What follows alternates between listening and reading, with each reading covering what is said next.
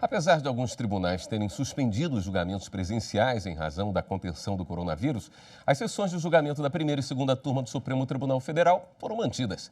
Na segunda turma, a maioria dos casos foi de pedidos de extradição. Quem acompanhou o julgamento e tem os detalhes, repórter Fernanda Porto. Boa noite, Fernanda. Boa noite, William. Como você disse, foram 3 pedidos de extradição. Um deles é sobre um italiano acusado de tráfico internacional de drogas. Segundo o processo, o homem teria levado para a Itália cocaína saindo do Porto de Santos, em São Paulo. No ano passado, foi decretada a prisão preventiva do italiano, que está em São Paulo. Hoje, por unanimidade, os ministros entenderam que o homem deve ser entregue para a justiça italiana, que irá julgar o crime. Um outro caso que chamou a atenção foi o pedido de rejeição de uma denúncia de crime ambiental por pesca ilegal. A defesa pedia a aplicação do princípio da insignificância, que foi negado pelos ministros. Veja agora uma reportagem que explica outros casos que não se aplica o princípio da insignificância. Também conhecido como princípio da bagatela, o princípio da insignificância tem a finalidade de eliminar a infração penal. O entendimento jurídico é que trata de situações de baixo valor em dinheiro, como furtar um produto barato de um supermercado, por exemplo. Então, geralmente, esses casos são julgados com base nesse princípio, que pode resultar na absolvição do réu. Mas há exceções. O Supremo Tribunal Federal considera que não cabe a aplicação do princípio da insignificância em situações que tenham violência, grave ameaça, falsificação e tráfico de drogas.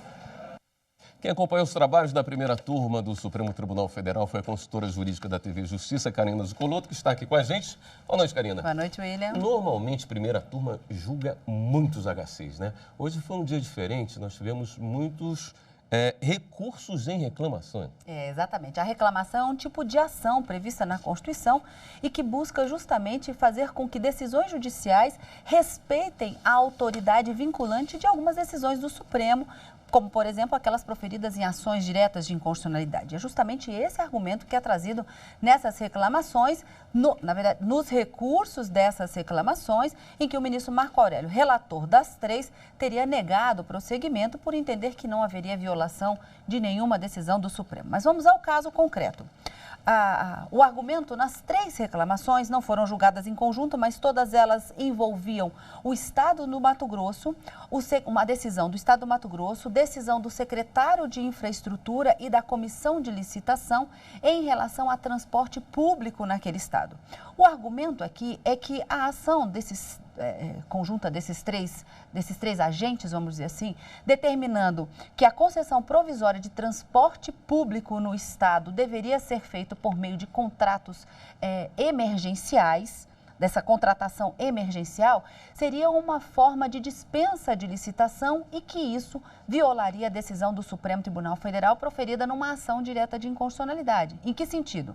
Segundo o argumento dos autores dessas ações, o Supremo teria decidido que para novas concessões de transporte, nesse caso, de concessões de serviços públicos, deveria haver licitação. E, nesse caso, a contratação emergencial seria uma forma de dispensa e estaria violando a decisão do Supremo. Mas os ministros, por unanimidade, entenderam que esse era um caso diferente daquele que havia sido julgado e que, portanto, não haveria aderência, não haveria uma relação entre a decisão que estava sendo recorrida e aquele paradigma que foi trazido como base para a reclamação ser julgada. Então, por unanimidade, os ministros acabaram negando o provimento ao recurso, mantendo a decisão do relator Marco Aurélio, negando seguimento a essas reclamações.